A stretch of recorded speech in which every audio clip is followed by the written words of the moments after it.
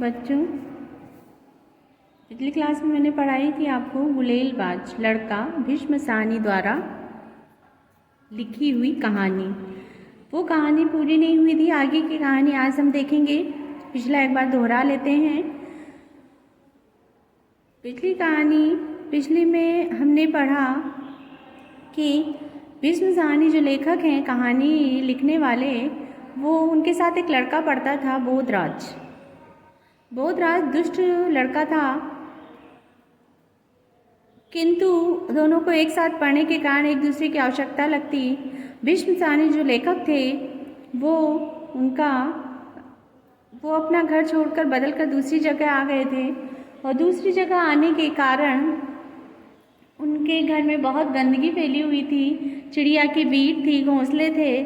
तो जो भीष्म साहनी है, उनकी माँ उस लड़के बोधराज को पसंद नहीं करती थी, लेकिन वो जानती थी कि दुष्ट है, घोंसला वगैरह साफ कर देगा, इसलिए वो उनका उपयोग करना चाहती थी। तो इसी में आगे हम देखते हैं कि जब घर खुलवाया और घर में बीट पड़ी हुई थी, मैने का घोंसला बना हुआ था, उस घोंसले के बच्चे, उसमें बच्चे थे, उन बच्चों को मारने के लिए गुलेल लेकर आया बोधराज, और उनके साथ भीष्म साहनी भी थे। आगे आप देखिए क्यों मैना के बच्चे भीष्म साहनी क्या सोचते हैं और वो क्या कहता है। तो जो मैना के बच्चे थे, उनको चील खाने के लिए बैठी हुई थी। वो सोचता है अगर चील मैना के बच्चों को मार डालती है तो बोधराज अपनी गुलेल से उन्हें मार डालता, यानी चील बच्चों को खा जाती है तो बच्चों को वो कर देता है। अगर चील नहीं आती तो इस वक्त बोधराज ने मैना का घोंसला भी नोच डाला होता। आगे तभी बोधराज ने गुलेल उठाई और सीधा निशाना किस पे लगा दिया? मैना के बच्चों को छोड़कर चील पर लगा दिया। फिर इसी पर भीष्म साहनी जो थे लेखक, वो बोले, चील को मत छेड़ो, वह तुम पर झपटेगी। मैंने बोधराज से कहा, मैंने मतलब बोधराज से कहा, लेखक ने, भीष्म साहनी ने कहा बोधराज से, चील को निशाना नहीं लगा। कंकड़ छत से टकरा कर नीचे गिर पड़ा और चील ने अपने बड़े बड़े पंख फैलाकर और नीचे से किए घूरने लगी। वो क्या करने लगी? नीचे घूरने लगी। चलो यहाँ से निकल चलें, मैंने डर कर कहा। भीष्म साहनी डर गया और उसने कहा कि चलो हम यहाँ से निकल चलते हैं। बोधराज बोला, नहीं, हम चले गए तो चील बच्चों को खा जाएगी। उसके मुंह से ये वाक्य मुझे बड़ा अटपटा लगा। भीष्म साहनी को अटपटा लगा। स्वयं ही तो घोंसला तोड़ने के लिए गुलेल उठा लाया था। बोधराज ने झट से गुलेल मुझे थमा दी और जेब से 5-7 कंकड़ निकाल कर मेरी हथेली पर रखे। तुम चील पर गुलेल चलाते जाओ, उसे बैठने नहीं देना, उसने कहा, और स्वयं भागकर दीवार के साथ रखी मेज को फर्श के बीचों बीच लाने लगा। मैं गुलेल चलाना नहीं जानता था। भीष्म साहनी गुलेल चलाना नहीं जानते थे। 2 बार मैंने कंकड़ रखकर गुलेल चलाई, लेकिन इसी बीच चील गोदाम के दूसरे शहर तीर पर जा बैठी। मतलब भीष्म साहनी ने गुलेल तो चलाई, लेकिन निशाना चूक हो गया। बोधराज मेज को चूक गया था। बोधराज मेज को मैना के घोंसले के नीचे ले आया। फिर उसने एक टूटी हुई कुर्सी चढ़ा दी और उस पर जा खड़ा हुआ। फिर बोधराज ने दोनों हाथ ऊपर को उठाए, जैसे तैसे अपना संतुलन बनाए हुए उसने धीरे से घोंसले को उठा लिया और धीरे धीरे कुर्सी पर से उतरकर मेज पर आ गया और घोंसले को थामे ही छलांग लगा दी। चलो बाहर निकल जाओ, उसने कहा और दरवाजे की ओर लपका। गोदाम में से निकलकर हम गैराज में आ गए। गैराज में एक ही बड़ा दरवाज़ा था और दीवार में एक छोटा सा झरोखा। यानी जो बोधराज और भीष्म साहनी थे, वो दोनों कहाँ आ गए? गैराज में आ गए। आगे यहाँ पर चील नहीं पहुँच सकती थी, वहाँ जहाँ वो लोग थे वहाँ पर चील नहीं पहुँच सकती थी, बोधराज ने कहा और इधर उधर देखने लगा। थोड़ी देर में घोंसले में बैठे मैना के बच्चे चुप हो गए।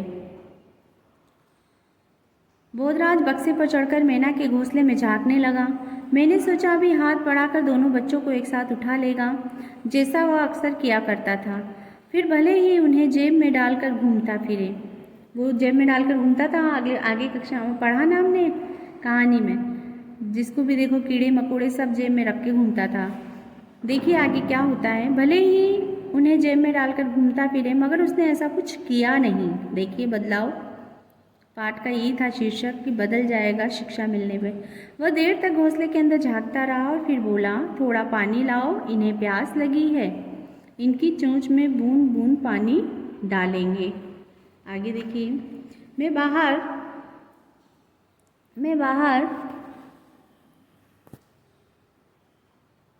गया। कौन गया? भीष्मसानी बाहर गए। एक कटोरी में थोड़ा सा पानी ले आए।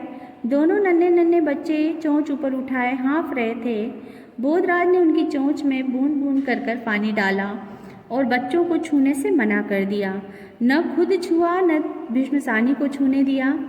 इन बच्चों के माँ बाप यहाँ कैसे पहुँचेंगे? मैंने पूछा। मैंने मतलब भीष्मसानी ने पूछा बोधराज से कि इनके माँ बाप यहाँ कैसे पहुँचेंगे? वे इस झरोखे में से आ जाएंगे, वे अपने आप इन्हें ढूंढ लेंगे। बोधराज बोला कि वे झरोखे से आ जाएंगे और अपने आप ढूंढ लेंगे। हम देर तक गैराज में बैठे रहे। भीष्मसानी और बोधराज बहुत देर तक गैराज में बैठे रहे। बोधराज देर तक मनसूबे बता रहा है, उनके मन की जो इच्छाएं वो बताता रहा। वह कैसे रोशनदान को बंद कर देगा ताकि चील कभी गोदाम के अंदर न आ सके। उस शाम वह चील की ही बातें करता रहा। दूसरे दिन जब बोधराज मेरे घर आया तो न उसके हाथ में गुलेल थी और न जेब में कंकड़, बल्कि जेब में बहुत सा चुग्गा था। चुग्गा दाना। दाना किसके लिए? मैना के बच्चों के लिए, जिनको उसने चील से बचाया था।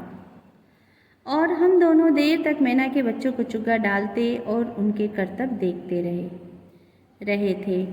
यानी कि उन्होंने मैना के बच्चों को बचा लिया और बचाने के बाद जो बोधराज जो दुष्ट प्रवृत्ति का था वो भी सुधर गया। वो उनके लिए चुग्गा लाया और वो चुग्गा उन्हें खिलाते रहे और देर रात तक, देर समय तक वो उनसे यही बातें करता रहा। धन्यवाद। ये कहानी गुलेलबाज लड़का आज आपकी समाप्त हुई है। अगली कक्षा में हम इसका अभ्यास देखेंगे। आप लेखक परिचय एक बार स्वयं से पढ़ेंगे और उसके बाद शब्दार्थ को कॉपी में लिखेंगे। शब्दार्थ जो है उसको आप कॉपी में लिखेंगे। धन्यवाद।